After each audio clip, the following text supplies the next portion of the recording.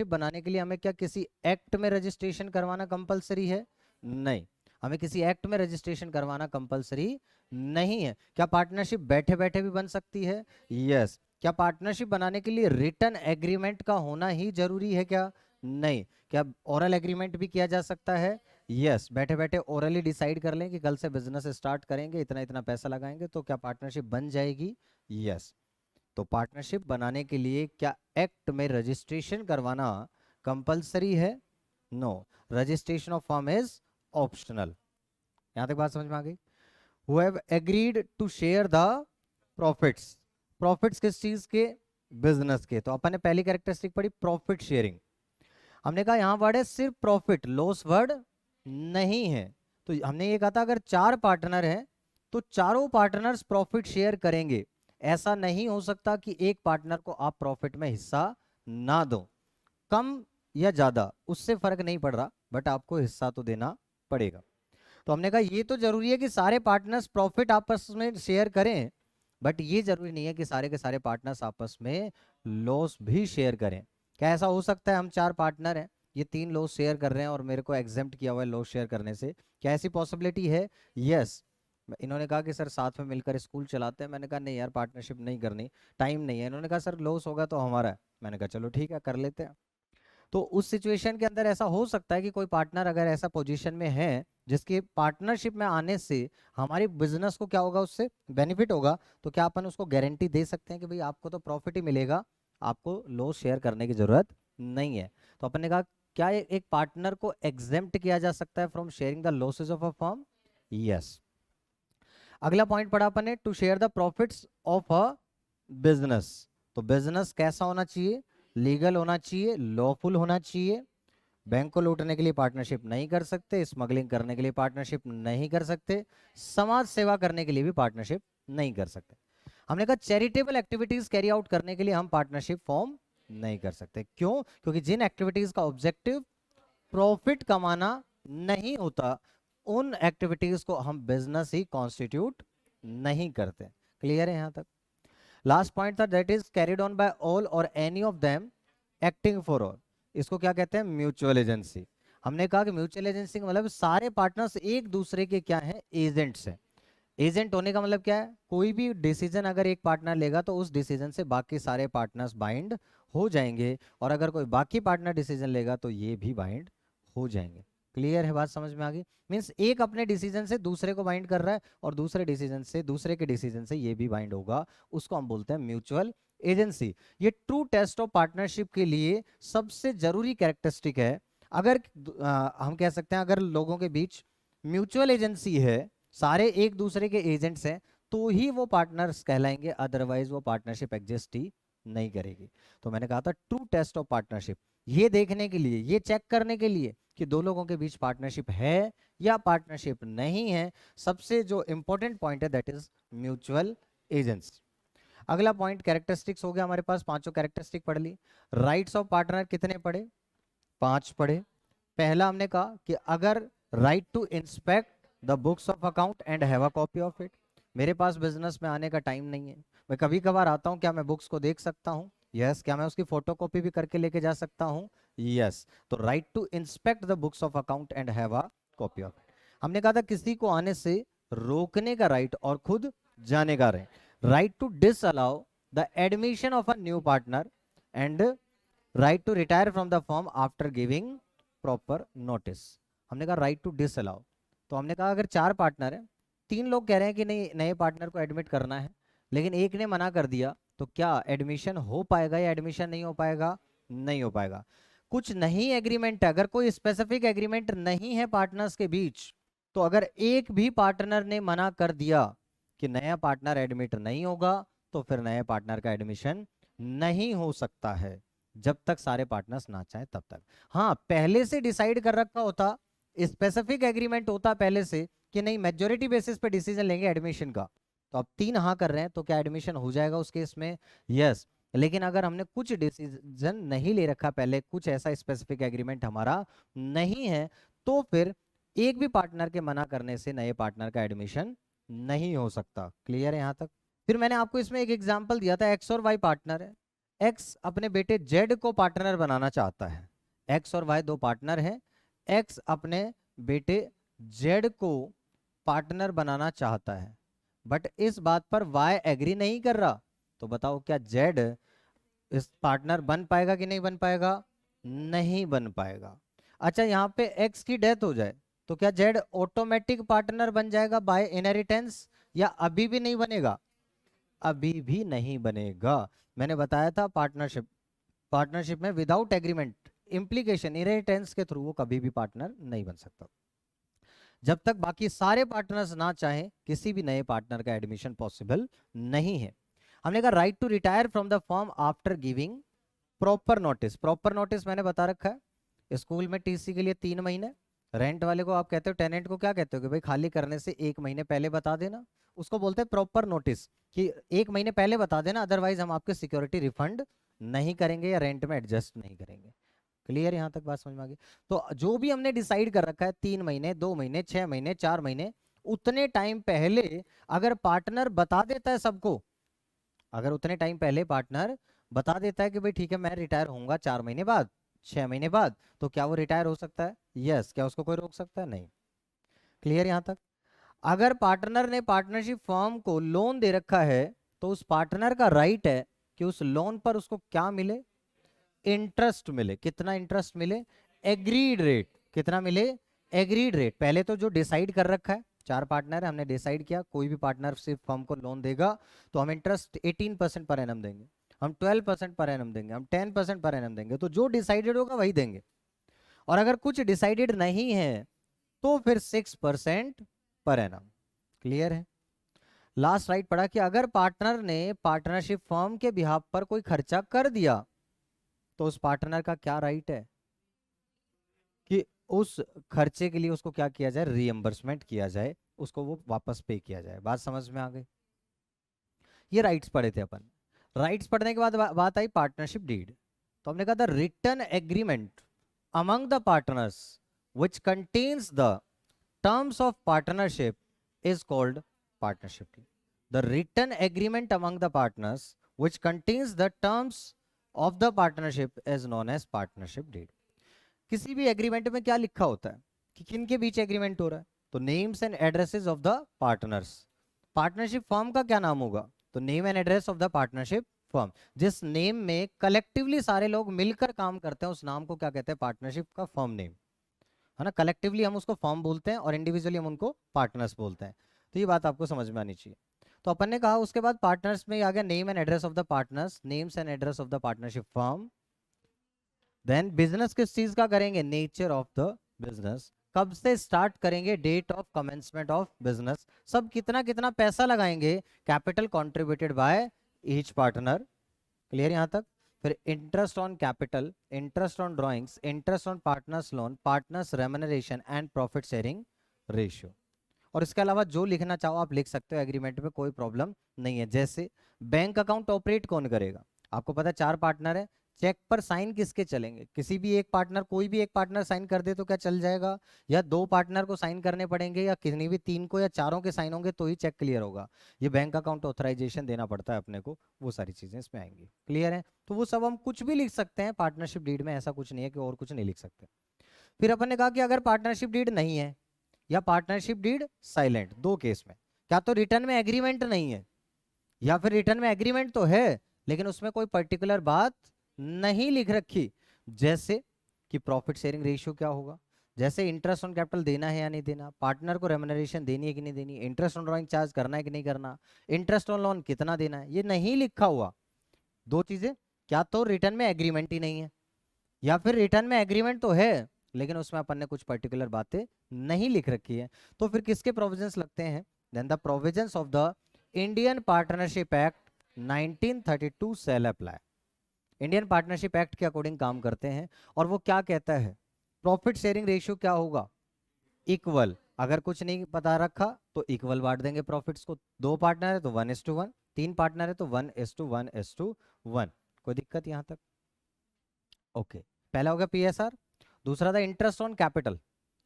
तो हमने कहा कि इंटरेस्ट ऑन कैपिटल हम पार्टनर्स को देते हैं, तो हम क्या देंगे या नहीं देंगे? अगर पार्टनरशिप डीड में नहीं लिखा तो नहीं देंगे, not allowed. Interest on drawings क्या लेंगे या नहीं लेंगे? नहीं लेंगे, नोट चार्ज। क्या पार्टनर्स को सैलरी या रेम्युनरेशन देंगे या नहीं देंगे? नहीं देंगे। और इंटरेस्ट ऑन पार्टनर्स लोन, या अपन कह सकते हैं जो लोन पार्टनर ने फर्म को दे रखा है, पार्टनरशिप फर्म की क्या है? लाइबिलिटी। वो लोन पर पार्टनरशिप फर्म उनको कितना इंटरेस्ट देगी? 6% पर एनम, अगर कुछ और डिसाइडेड नहीं है तो। क्लियर है? रेट में पर एनम होने का मतलब क्या है? ये पूरा रेट पूरे साल का है। अगर लोन पूरे साल का होगा तो 6%, अगर कम का हुआ तो फिर कम पीरियड के लिए। कोई दिक्कत यहां तक? क्लियर है? इसके बाद अपन ने बात करी distribution of profit among partners. हमने कहा प्रॉफिट्स को बांटना पड़ेगा, और बांटने के लिए एक अकाउंट बनता है, उस अकाउंट का क्या नाम है? पीएनएल। तो दिमाग में बात आई कि सर 11th क्लास में तो नहीं बनाते थे, 11th क्लास में तो ट्रेडिंग और पीएनएल अकाउंट ही बनता था, फिर ये 12th क्लास में हम इसको क्यों बनाने लगे? क्योंकि 11th क्लास में हम किसके अकाउंट्स पढ़ते थे? Sole proprietorship accounts. किसके अकाउंट्स पढ़ते थे? Sole proprietorship. वहां पे ओनर सिंगल होता था, एक ही होता था, तो जितना भी नेट प्रॉफिट होता था वो सारा का सारा उसी का ही था। तो उसकी कैपिटल में सीधा क्या कर देते थे? ऐड कर देते थे। प्रॉफिट होता था तो ऐड करते थे नेट प्रॉफिट, और नेट लॉस होता था तो माइनस कर देते। बताओ बात समझ में आई? वहां पर क्या उस प्रॉफिट को डिवाइड करना पड़ता था, डिस्ट्रीब्यूट करना पड़ता था? नहीं। लेकिन अब 12th क्लास में क्योंकि हम पार्टनरशिप अकाउंट्स पढ़ रहे हैं, तो यहां पर ओनर दो या दो से ज्यादा हैं, तो हमें सोचना पड़ेगा जो भी प्रॉफिट कमाया क्या उसको हमें डिस्ट्रीब्यूट करना पड़ेगा पार्टनर्स में? यस। और उसको डिस्ट्रीब्यूट करने के लिए एक अकाउंट बनता है जिसको अपन क्या कहते हैं? PNL appropriation account. यहां तक कोई दिक्कत है तो बताइए। फिर बात आई कि डिफरेंस क्या है पीएनएल अकाउंट और पीएनएल एप्रोप्रिएशन अकाउंट में, डिफरेंस क्या है? तो सबसे पहले मुझे बताओ कितने पॉइंट्स थे? 6 पॉइंट थे। सबसे पहले प्रिपेयर, पीएनएल अकाउंट किसके बाद बनता है? Trading account. पीएनएल एप्रोप्रिएशन किसके बाद बनता है? After PNL account. दूसरा था पर्पस, पीएनएल अकाउंट क्यों बनाते हैं? To calculate the net profits earned और नेट लॉस इनकर्ड। और पीएनएल एप्रोप्रिएशन क्यों बनाते हैं? To distribute the net profits earned among the partners, to distribute the net profits earned among the partners. Clear है यहां तक? तीसरा पॉइंट था opening and closing balance. PNL account में ओपनिंग एंड क्लोजिंग बैलेंसेस नहीं होते, कभी भी नहीं देखा होगा बाय बैलेंस बीडी या टू बैलेंस बीडी, नहीं देखा होगा। तो पीएनएल अकाउंट के ओपनिंग एंड क्लोजिंग बैलेंस नहीं होते, बट पीएनएल एप्रोप्रिएशन में ओपनिंग एंड क्लोजिंग बैलेंस हो सकते हैं। इस साल का प्रॉफिट अगले साल डिस्ट्रीब्यूट कर देंगे, पिछले साल का प्रॉफिट इस साल भी डिस्ट्रीब्यूट कर सकते हैं, तो पॉसिबिलिटी है। फिर अपन ने कहा आइटम्स डेबिटेड। हमने कहा था जितने भी आइटम्स पीएनएल में डेबिट होते हैं वो सारे क्या होते हैं अपने पास? Charge against profit. Charge against profit का मतलब क्या होता है? कंपलसरी पेमेंट है, देना ही देना है, चाहे प्रॉफिट हो या लॉस हो, ऑप्शन नहीं है, देना ही पड़ेगा प्रॉफिट हो या लॉस। 11th क्लास में जब अपन पीएनएल अकाउंट बनाते थे तब अपन जो पीएनएल में लिखते थे to salaries, to rent, to electricity, to office expense, क्या कभी सोचते थे कि प्रॉफिट आ रहा है तो ही लिखेंगे, अगर लॉस आएगा तो यहाँ नहीं लिखेंगे? क्या कभी सोचते थे, या डायरेक्टली लिख देते थे बाद में देखा जाएगा प्रॉफिट हो या लॉस हो, तो डायरेक्ट लिख देते थे? तो इसका मतलब पीएनएल अकाउंट में जितने भी आइटम्स आते हैं वो सारे क्या हैं? Charge against profit. और मैंने आपको बताया था पार्टनर के अलावा किसी को कुछ भी देंगे तो वो हमेशा क्या होगा? Charge against profit. पार्टनर के अलावा किसी को कुछ भी पे करेंगे तो वो हमेशा क्या होगा? Charge against profit. कोई दिक्कत यहां तक? फिर अपन ने एप्रोप्रिएशन की बात करी थी। एप्रोप्रिएशन का मतलब क्या? ऑप्शनल। प्रॉफिट होगा तो देंगे, प्रॉफिट कम होगा तो कम देंगे, नहीं होगा तो नहीं देंगे। तीन चीजें, प्रॉफिट होगा तो देंगे, कम होगा तो कम देंगे, नहीं होगा तो नहीं देंगे। कोई दिक्कत यहां तक? इसका मतलब ये ऑप्शनल है कि प्रॉफिट होगा तो ही देंगे, कम है तो कम देंगे, नहीं है तो नहीं देंगे। यहां पर बात आई कि हम पार्टनर को कभी कुछ पे करते हैं, पार्टनर के अलावा किसी को कुछ दिया, जैसे मैनेजर को कमीशन दिया, तो वो तो हमेशा क्या हो जाएगा? Charge against profit. पार्टनर को कुछ दे रहे हैं, जैसे पार्टनर को सैलरी दे रहे हैं, पार्टनर को इंटरेस्ट ऑन कैपिटल दे रहे हैं, क्लियर है, या पार्टनर को रेंट पे कर रहे हैं, उसकी बिल्डिंग किराए पर ले रखी है, इस वजह से पार्टनर को इंटरेस्ट ऑन लोन दे रहे हैं क्योंकि उससे हमने लोन ले रखा है। तो हमने कहा जब हम पार्टनर को कुछ पे कर रहे हैं तो वो चार्ज भी हो सकता है और वो एप्रोप्रिएशन भी हो सकती है। अगर पार्टनर को अदर कैपेसिटी में पे कर रहे हैं तो चार्ज, और अगर पार्टनर को पार्टनर की कैपेसिटी में पे कर रहे हैं तो एप्रोप्रिएशन। जैसे पार्टनर की बिल्डिंग किराए पे ले रखी है, अभी बताओ, बिजनेस में लॉस हो गया तो क्या उस पार्टनर को रेंट मिलना चाहिए कि नहीं मिलना चाहिए? मिलना चाहिए। वो कह रहा है कि भाई तुम्हें नहीं देता किसी और को देता, तुम किसी और से लेते तब भी तो तुम्हें देना ही पड़ता, तो यहाँ पर भी आपको देना ही पड़ेगा। तो ये क्या है, चार्ज अगेंस्ट प्रॉफिट, क्योंकि पार्टनर यहाँ पार्टनर की कैपेसिटी में रेंट नहीं मांग रहा है, पार्टनर यहाँ लैंडलॉर्ड की कैपेसिटी में आपसे रेंट मांग रहा है, इसलिए हमने कहा कि अदर कैपेसिटी में आपसे कोई चीज ले रहा है तो फिर वो चार्ज होगा। ऐसे ही अपन ने कहा interest paid to partner, partner से लोन ले रखा है, तो बताओ लोन ले रखा है, बिजनेस में लॉस हो गया, क्या उस पर उसको इंटरेस्ट दें कि ना दें? देना पड़ेगा। क्यों? पार्टनर कह रहा है कि मैंने अगर आप किसी और से लोन लेते तब भी तो आपको इंटरेस्ट देना ही पड़ता, तो आप मैं आपसे लेंडर की कैपेसिटी में इंटरेस्ट मांग रहा हूं, ना कि मैं आपसे पार्टनर की कैपेसिटी में। तो जब भी अदर कैपेसिटी में आप पार्टनर को कुछ मिलता है तो वो हमेशा चार्ज होता है, और पार्टनर को पार्टनर की कैपेसिटी में कुछ मिलेगा तो वो एप्रोप्रिएशन। कोई दिक्कत यहां तक? चलिए, इसके बाद अपन ने बात कर ली चार्ज एप्रोप्रिएशन होने के बाद, अगला पॉइंट था इसी के अंदर मैचिंग प्रिंसिपल। क्या पीएनएल अकाउंट बनाते टाइम मैचिंग प्रिंसिपल फॉलो करते हैं अपन लोग? यस। क्या पीएनएल एप्रोप्रिएशन बनाते टाइम अपन मैचिंग प्रिंसिपल को फॉलो करते हैं? नो। मैचिंग प्रिंसिपल होता क्या था, जिस पीरियड की इनकम ले रहे हैं उसी पीरियड के एक्सपेंस लेंगे, सेम पीरियड की। अगर 1 अप्रैल 2021 से लेकर 31 मार्च 2022 तक बना रहे हैं तो इसी साल के इसी 12 महीने की इनकम लेते हैं और उसी 12 महीने के हम एक्सपेंसेस लेते हैं, ना तो उससे पहले की कोई इनकम या एक्सपेंस लेंगे, ना तो उसके बाद की कोई इनकम या एक्सपेंस लेंगे। ये बात समझ में आती है? उसको बोलते हैं मैचिंग प्रिंसिपल। तो पीएनएल अकाउंट में तो मैचिंग प्रिंसिपल फॉलो होता था, इसीलिए अपन प्रीपेड, आउटस्टैंडिंग, एक्रूड, अनएक्रूड की एडजस्टमेंट करते थे। लेकिन पीएनएल एप्रोप्रिएशन में ऐसा मैचिंग प्रिंसिपल फॉलो नहीं होता। लास्ट ईयर का प्रॉफिट इस साल डिस्ट्रीब्यूट कर सकते हैं, इस साल का प्रॉफिट अगले साल डिस्ट्रीब्यूट कर सकते हैं, दैट मींस ये मैचिंग प्रिंसिपल हम यहां पर फॉलो नहीं होगा। क्लियर? एप्रोप्रिएशन का मतलब क्या हुआ? ऑप्शनल पेमेंट है।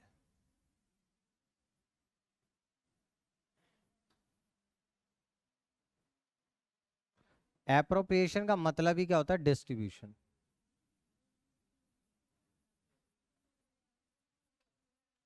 एप्रोप्रिएशन का मतलब है प्रॉफिट होगा तो देंगे,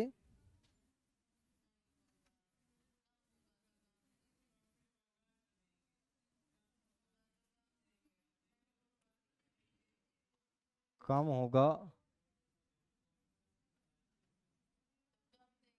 तो कम देंगे।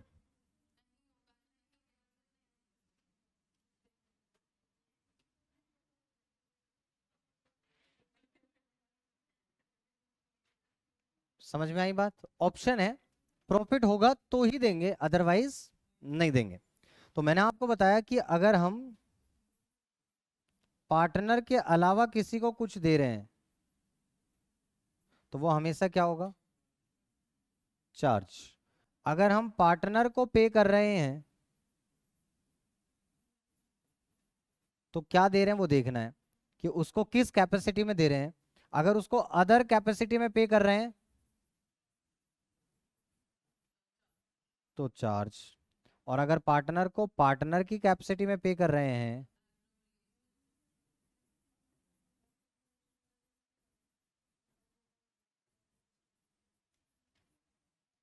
क्लियर है यहां तक? तो हम ये कह रहे हैं कि पार्टनर को किस कैपेसिटी में दे रहे हैं ये जरूरी है। जैसे रेंट टू पार्टनर, पार्टनर की बिल्डिंग यूज कर रहे हैं इसलिए रेंट देना पड़ेगा, तो जो पार्टनर को हम रेंट दे रहे हैं वो लैंडलॉर्ड की कैपेसिटी में दे रहे हैं, ना कि पार्टनर की कैपेसिटी में, तो वो क्या हो जाएगी आपके पास? चार्ज। ऐसे ही पार्टनर को, अगर पार्टनर ने लोन दे रखा है पार्टनरशिप फर्म को, हम उसको उस पर इंटरेस्ट दे रहे हैं, तो वो इंटरेस्ट उसको लेंडर की कैपेसिटी में मिल रहा है, ना कि पार्टनर होने की वजह से, क्योंकि उसने लोन दे रखा है पार्टनरशिप फर्म को, इसकी वजह से उसको इंटरेस्ट मिल रहा है, तो वो लेंडर की कैपेसिटी में आपसे इंटरेस्ट मांग रहा है। क्लियर है? ये बात आपको समझ में आनी चाहिए। जबकि पार्टनर सैलरीज, रेमनरेशन, पार्टनर को सैलरी या कमीशन या इंटरेस्ट ऑन कैपिटल, ये हमेशा क्या होता है? एप्रोप्रिएशन। क्लियर यहां तक? फिर अपन ने बात करी यहां तक, मैचिंग प्रिंसिपल हो गया कि पीएनएल अकाउंट बनाते टाइम मैचिंग प्रिंसिपल फॉलो होता है, बट पीएनएल एप्रोप्रिएशन में मैचिंग प्रिंसिपल फॉलो नहीं होता। और फिर अपन ने बात करी इसी में ही last point, provisions of partnership deed. तो जब पीएनएल अकाउंट बनाते हैं तब तो provisions of partnership deed consider नहीं करते, नहीं देखते, बट पीएनएल एप्रोप्रिएशन अकाउंट बनाना है तो आपको पार्टनरशिप डीड को पढ़ना ही पड़ेगा, क्योंकि इंटरेस्ट ऑन ड्राइंग दें या ना दें, चार्ज करें या ना करें, इंटरेस्ट ऑन कैपिटल दें या ना दें, पार्टनर्स प्रॉफिट शेयरिंग रेशियो क्या होगा, ये सारी बातें किस में डिसाइड होंगी, आपके पास पार्टनरशिप डीड में ही डिसाइड रहेंगी। क्लियर यहाँ तक? तो चार्ज भी हो गया, अप्रोप्रिएशन भी हो गया। अब आ गया पार्टनर्स कैपिटल अकाउंट। तो अपन ने बात करी थी पार्टनर्स कैपिटल अकाउंट, हमारे पास कितने मेथड्स होते हैं पार्टनर्स कैपिटल अकाउंट के? दो मेथड होते हैं, एक फिक्स्ड कैपिटल अकाउंट मेथड और दूसरा होता है हमारे पास फ्लक्चुएटिंग कैपिटल अकाउंट मेथड। एक फिक्स्ड एंड एक फ्लक्चुएटिंग।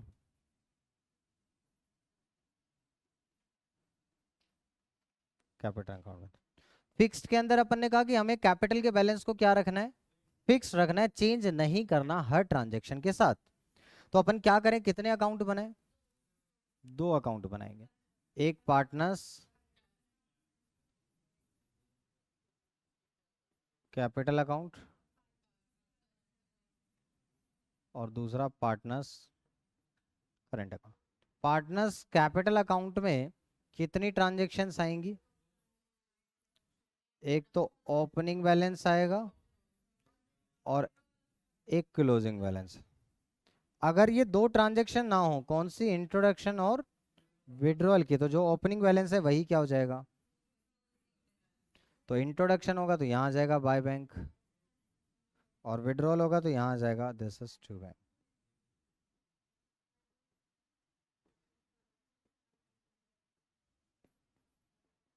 मैंने आपको बताया था विड्रॉल ऑफ कैपिटल का एक और नाम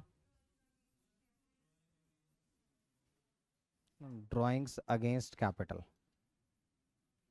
तो मैंने आपको क्या बात कही कि अगर ये दो ट्रांजैक्शन ना हो, कौन सी, इंट्रोडक्शन एंड विड्रॉल, तो फिर जो आपका ओपनिंग बैलेंस है वही क्या आ जाएगा, क्लोजिंग बैलेंस, फिर चेंज ही नहीं होगा। भाई चेंज अगर पार्टनर्स कैपिटल में सिर्फ दो ट्रांजैक्शन आती हैं, कौन कौन सी, introduction of capital and withdrawal of capital, तो ये आपके पास अगर ये दोनों में से कुछ है तो ही चेंज होगा ओपनिंग क्लोजिंग बैलेंस, अदरवाइज जो ओपनिंग है वही क्या आ जाएगा, क्लोजिंग आ जाएगा।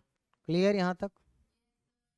इन दो ट्रांजैक्शन के अलावा, किन के अलावा, introduction of capital and withdrawal of capital, ये दो ट्रांजैक्शन इसमें जाएगी। इन दो के अलावा कोई भी ट्रांजैक्शन हो, कोई भी मतलब कोई भी हो, चाहे इंटरेस्ट ऑन कैपिटल की हो, चाहे इंटरेस्ट ऑन ड्राइंग्स की हो, चाहे पार्टनर को सैलरी देने की बात हो, चाहे उनको डिविजिबल प्रॉफिट बांटने की बात हो, कोई भी एंट्री हो, हर एंट्री के अंदर फिर कहां पर किससे करेंगे हम, पार्टनर्स करंट अकाउंट में।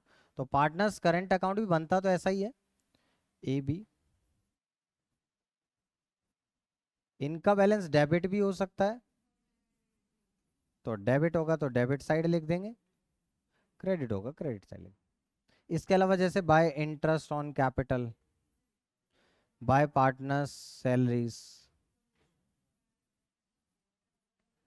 Bye commission, by PNL appropriation account divisible profit, to drawings, to interest on drawings, तो ये सारी चीजें इसके अंदर आएंगी।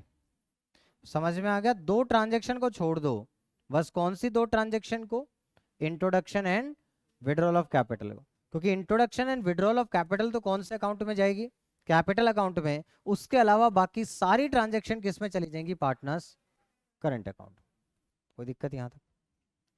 और जब इसकी बात करेंगे फ्लक्चुएटिंग, इसका मतलब तो ये हुआ कि कैपिटल हर ट्रांजैक्शन के बाद क्या होती रहेगी, चेंज होती रहेगी। तो यहाँ पे एक ही अकाउंट बनता है, दैट इज पार्टनर्स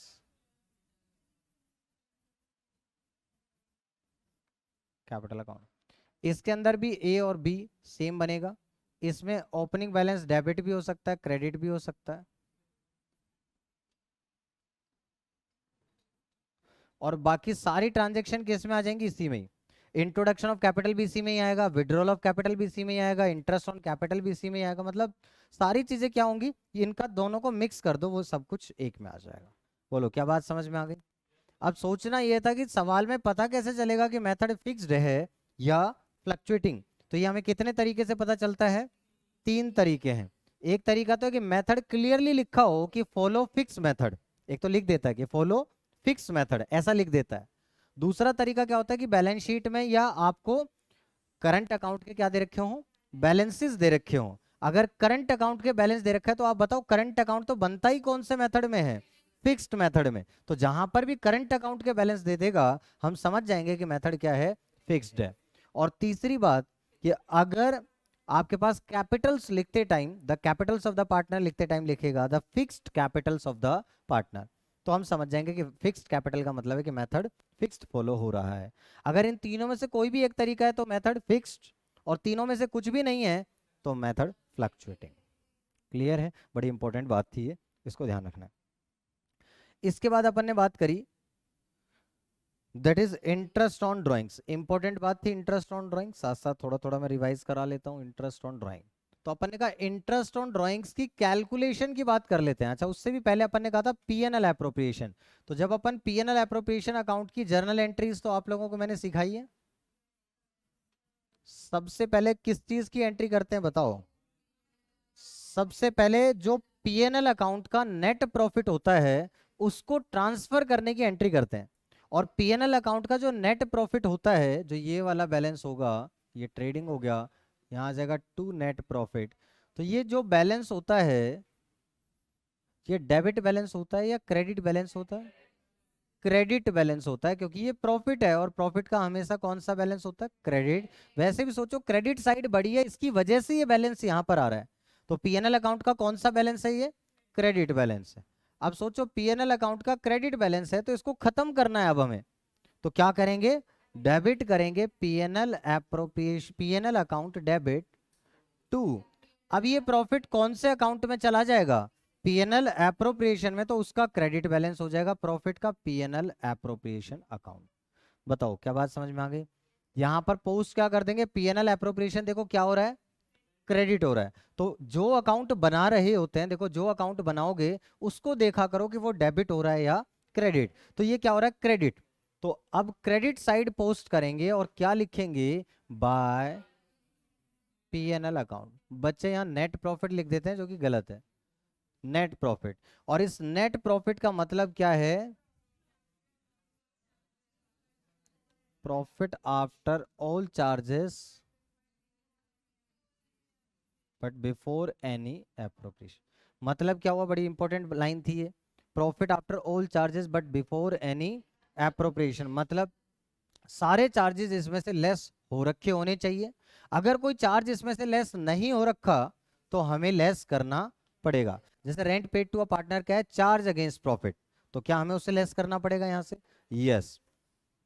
जैसे interest on loan to partner, loan by a partner, जो लोन दे रखा है पार्टनर ने उस पर हम इंटरेस्ट दे रहे हैं, तो उस केस में उसको भी क्या करना पड़ेगा? यहाँ पर लेस करना पड़ेगा।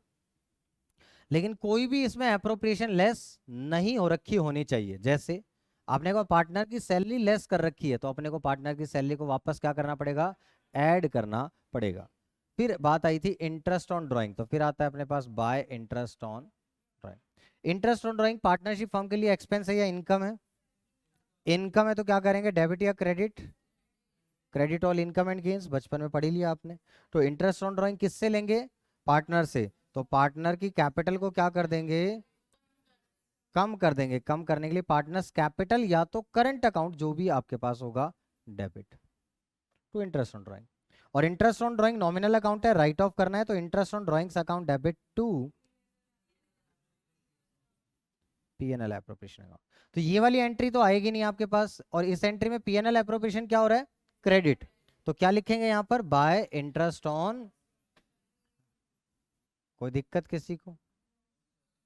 फिर यहां आ जाएगा to interest on capital to partner salary to reserve and to profits transfer to. तो इन सब का टोटल कर दो, इधर का टोटल, और इसके में से ये सारे माइनस कर दो, तो ये आ जाएगा डिविजिबल प्रॉफिट। इसको बोलते हैं नेट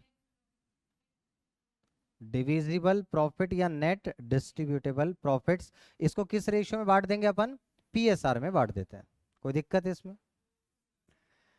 फिर ये इंटरेस्ट ऑन कैपिटल की एंट्री बताओ। Interest on capital partnership firm के लिए एक्सपेंस है या इनकम है? तो interest on capital debit, partner को देंगे कैपिटल अकाउंट। और इंटरेस्ट ऑन कैपिटल क्या है? नॉमिनल अकाउंट है तो राइट ऑफ करना पड़ेगा। तो टू इंटरेस्ट ऑन कैपिटल, और चार्ज है या एप्रोप्रिएशन, एप्रोप्रिएशन, तो कहां ट्रांसफर करेंगे इसको, एप्रोप्रिएशन अकाउंट में। तो आप देखो पीएनएल एप्रोप्रिएशन क्या हो रहा है, डेबिट हो रहा है, इसलिए डेबिट साइड पोस्ट कर रहे हैं टू इंटरेस्ट ऑन कैपिटल। कोई दिक्कत है इसमें? तो ये अकाउंट हो गया। फिर बात करते हैं इंटरेस्ट ऑन ड्राइंग्स की। इंटरेस्ट ऑन ड्राइंग्स की कैलकुलेशन में सबसे पहले अपन क्या देखते हैं कि रेट में पर एनम है या नहीं है। अगर रेट में पर एनम नहीं है तो फिर अपन क्या नहीं करते, टाइम को कंसीडर नहीं करेंगे, डू नॉट कंसीडर टाइम। फिर उसने कभी भी ड्राइंग्स निकाली हो, क्या डायरेक्टली उसका परसेंटेज कैलकुलेट कर देंगे अपन? यस। इंटरेस्ट ऑन ड्राइंग्स कैसे निकलेगा, जितनी भी ड्राइंग्स निकाली मल्टीप्लाई बाय रेट अपॉन 100। यहाँ पे टाइम देखने की जरूरत ही नहीं है, उसने कभी भी निकाली हो, ड्राइंग से फर्क नहीं पड़ रहा कब निकाली है, कभी भी निकाले, हम डायरेक्टली फ्लैट जो भी 10% है सीधा ड्राइंग्स पे क्या कर देंगे, 10% चार्ज कर देंगे। लेकिन अगर रेट में पर एनम है तो कितने केस हो सकते हैं, 3 केस हो सकते हैं। पहले केस की बात करी, जब भी पैसा निकालेंगे तो एक फिक्स्ड अमाउंट ही निकालेंगे, और दो ड्राइंग्स के बीच का जो गैप होगा वो यूनिफॉर्म होगा। दो बातें अपन ने करी कि जब भी फिक्स कर रखा है, जब भी पैसे निकालेंगे तो 5,000 ही निकालेंगे, और दो ड्राइंग्स के बीच का गैप जो है वो यूनिफॉर्म है। जैसे हर महीने के एंड पे निकाल रहे हैं, हर महीने के स्टार्टिंग में निकाल रहे हैं, हर महीने के मिडिल में निकाल रहे हैं, हर क्वार्टर के मिडिल में, हर क्वार्टर के बिगिनिंग, या हर क्वार्टर के एंड, या कोई भी ऐसा कोई भी सिस्टम हो सकता है। तो मैंने आपको बताया था कि इस सिस्टम में इसके हिसाब से अगर डायरेक्टली निकालें तो कैसे निकलेगा, पहली ड्राइंग फर्स्ट मंथ के बिगिनिंग में, दूसरी ड्राइंग दूसरे मंथ के बिगिनिंग में, तीसरी ड्राइंग तीसरे के बिगिनिंग में। तो ऐसे अगर एवरेज निकालोगे तो कितने time, 12, 11, 10, 9, so on, 3 plus 2 plus 1 divided by 12, this is 78 by 12। कोई दिक्कत इसमें? 6.5। बट ये लंबा तरीका था, हमने कहा था इसका शॉर्टकट तरीका क्या है कि फर्स्ट ड्राइंग को कितने टाइम यूज किया, 12 महीने। लास्ट ड्राइंग को कितने टाइम यूज किया अपन ने, क्योंकि लास्ट मंथ के बिगिनिंग पे निकाल दी ड्राइंग, तो 1 महीने यूज किया। समझ में आई बात? इस ड्राइंग को 12 महीने और इस ड्राइंग को 1 महीने, डिवाइड बाय 2, दिस इज 13/2। क्या आंसर तब भी 6.5 ही आ गया? क्लियर है? हर क्वार्टर के एंड पर निकाल रहे हैं, तो एक साल में कितने क्वार्टर होंगे, 4। क्वार्टर का मतलब ये होता है 1/4। हर क्वार्टर में कितने महीने होंगे, 3 महीने। तो हर क्वार्टर के एंड पर अगर ड्राइंग निकाली तो फर्स्ट क्वार्टर के एंड पर यहां निकाली, सेकंड के एंड पर यहां, थर्ड के एंड पर यहां, और फोर्थ के एंड पर यहां। क्लियर? अब बताओ फर्स्ट ड्राइंग कितने टाइम यूज करी, लास्ट ड्राइंग कितने टाइम यूज करी? क्लियर हुआ? आगे बात समझ में? अगर हाफ ईयरली ड्राइंग्स निकाल रहे हैं at the end of each, at the beginning of each half year, यहां निकाली और यहां निकाली, तो बताओ इसको कितने टाइम यूज किया, इसको कितने टाइम,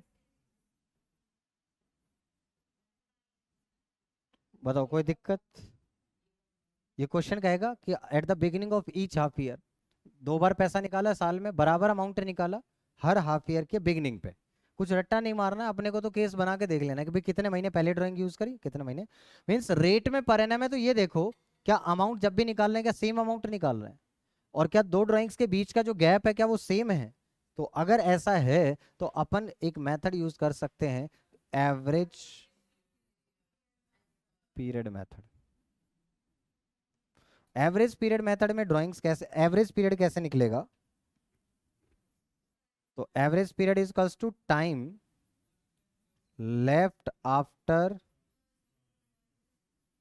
फर्स्ट ड्राइंग प्लस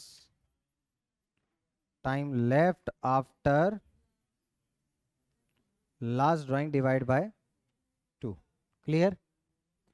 फिर कैसे करेंगे interest on drawings, is equals to total drawings. बताया था मैंने आपको, जैसे एक महीने में 2,000 निकाले तो पूरे साल में यहां कितने लेंगे, 24,000, इनटू में रेट अपॉन 100, इनटू में एवरेज पीरियड बाय 12, 6.5 अपॉन 12 या 13/24।